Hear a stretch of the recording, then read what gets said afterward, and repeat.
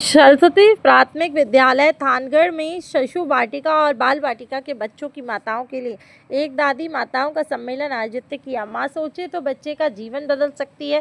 सार्थक नारों के साथ आयोजित सम्मेलन का मुख्य उद्देश्य माताओं के बच्चे के सर्वांगीण विकास में उनकी भूमिका के प्रति जागरूक करना है। सम्मेलन की शुरुआत एक गीत और भजन से हुई, जिसे कि अस्मिता दीदी, जिया दीदी ने प्रस्तुत किया। प्रकरण पंजीकृत कार्य लता दीदी द्वारा सफलतापूर्वक संपन्न हुआ। उपस्थित महिलाओं ने दीप प्रगट्य मंत्रों के साथ दीप प्रज्वलित कर मातृ सम्मेलन का शुभारंभ किया और पूरे कार्यक्रम का संचालन धर्मिष्ठा दीदी ने सफलतापूर्वक किया। प्रधानाचार्य हसमुख गुरुजी ने आज मातृ सम्मेलन की आवश्यकता क्यों है, इस विषय पर उपस्थित जनसमूह को संबोधित किया और विषय पर एक सुंदर और मार्मिक प्रस्तावना प्रस्तुत की और उन्होंने वर्तमान समय में बच्चों के निर्माण में माता के योगदान को महत्व बताया। नमस्कार।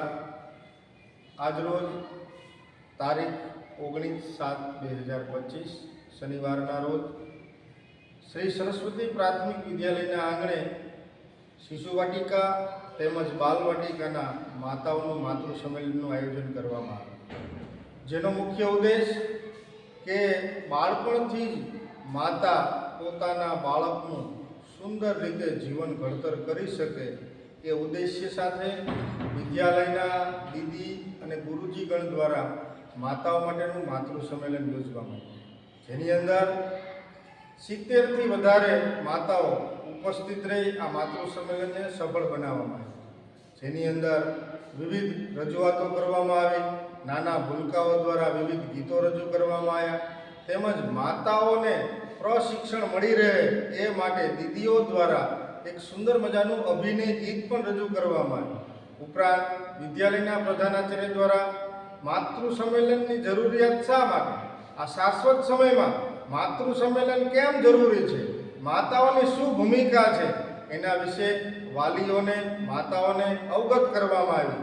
તેમજ કાર્યક્રમનું સફળ સંચાલન ધર્મિષ્ઠા દીદી દ્વારા કરવામાં આવ્યું અને વિદ્યાલયલક્ષી જે સૂચનાઓ છે, નીતિ નિયમો છે, બાળકના જીવન ઘડતરમાં માતાની શું ભૂમિકા છે, કેવો આહાર જમવો જોઈએ, કેવો આહાર ન જમવો જોઈએ, ક્યારે ઉઠવું જોઈએ, ક્યારે સૂવું જોઈએ, મોબાઈલના બિનજરૂરી ઉપયોગો, આવી વિશેષ પ્રકારની માહિતીઓથી માતાને આજના આ કાર્યક્રમ દ્વારા માહિતી પૂરી પાડવામાં આવી।